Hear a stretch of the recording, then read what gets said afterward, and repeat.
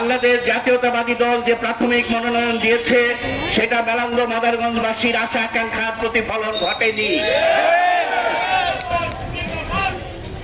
আমরা বাংলাদেশের জাতীয়তাবাদী দলকে অনুরোধ করতে চাই, মেলান্দ মাদারগঞ্জের মানুষের আশা আকাঙ্ক্ষার দিকে তাকান, তাদের মনের কথা পড়ুন, তাদের হৃদয়ের কথা জানুন, তারা কি চায়।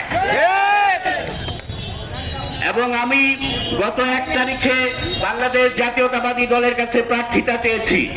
যদি বাংলাদেশ জাতীয়তাবাদী দল আমাকে যদি মনোনয়ন দেয়, আমি আপনাদের খেদমতগার হিসেবে থাকবো ইনশাআল্লাহ।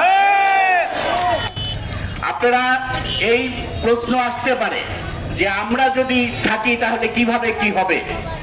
আমি যুবক ভাইদেরকে বলতে চাই, আমরা প্রথমেই যুবক ভাইদের কর্মসংস্থানের ব্যবস্থা করব দেশে এবং বিদেশে। আমরা অসুস্থ নারী পুরুষের চিকিৎসার ব্যবস্থা করব। আমরা বৃদ্ধ নারী পুরুষের সংস্থানের ব্যবস্থা করব। আমাদের অনেক কিছুই হয় নাই।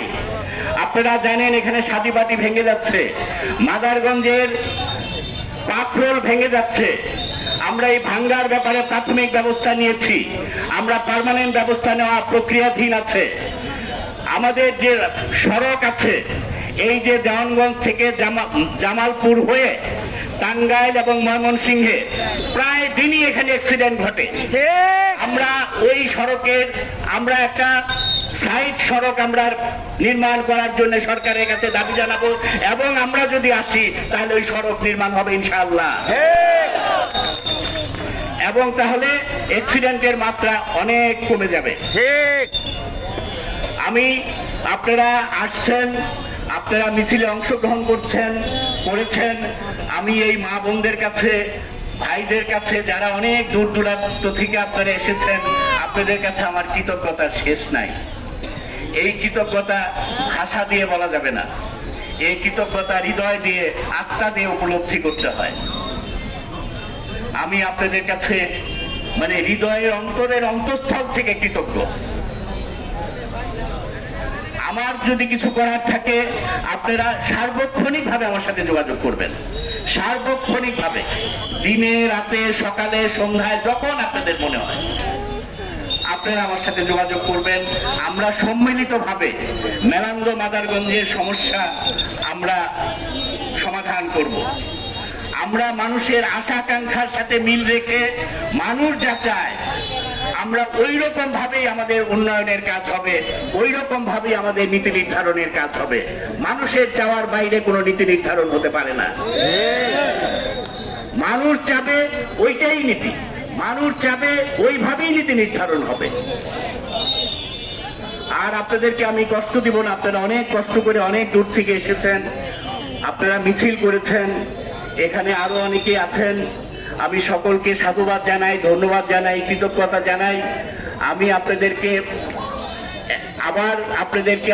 আমাকে কৃতজ্ঞতা পাশে আবদ্ধ করেছেন, এই জন্য ধন্যবাদ জানাই। আমি আপনাদের কাছে দোয়া চাই, আপনারা দোয়া করবেন।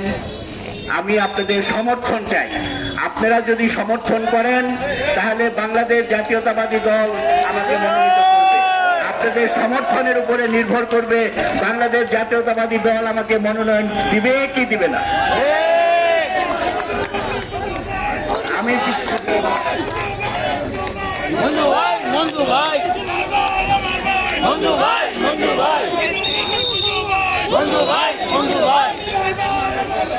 আমাদের জন্য একটি কষ্টের বিষয় আছে, যেটা আজম খান বলেছে, এই আসনটা আমরা পাই নাই। 1979 সনে একবার পেয়েছিলাম, এছাড়া আমরা এই আসনটা পাই নাই। এবার যদি একটা সিদ্ধান্তের কারণে যদি আসনটা আবার হারাই, কেউ না কেউ এটার জন্য দায়ী হতে হবে, কাউকে না কাউকে এটার জন্য দায়িত্ব নিতে হবে। এই আসন আমরা হারাতে চাই না।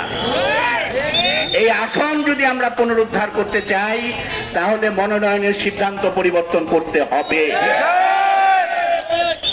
আমি আবার জাতীয়তাবাদী দলের কেন্দ্রীয় নেতৃবৃন্দের কাছে অনুরোধ করব, আপনারা মানুষের আশা আকাঙ্ক্ষার দিকে তাকিয়ে আপনাদের এই প্রাথমিক মনোনয়ন পরিবর্তন করে সঠিক লোককে মনোনয়ন দিন।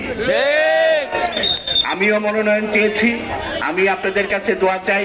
বাংলাদেশ জাতীয়তাবাদী দল আমাকে মনোনয়ন দিলে আমি আগেও একবার বলেছি আমি আপনাদের খেদমতগার হিসেবে কাজ করব। সবাই ভালো থাকেন, সবাইকে ধন্যবাদ। আসসালামু আলাইকুম।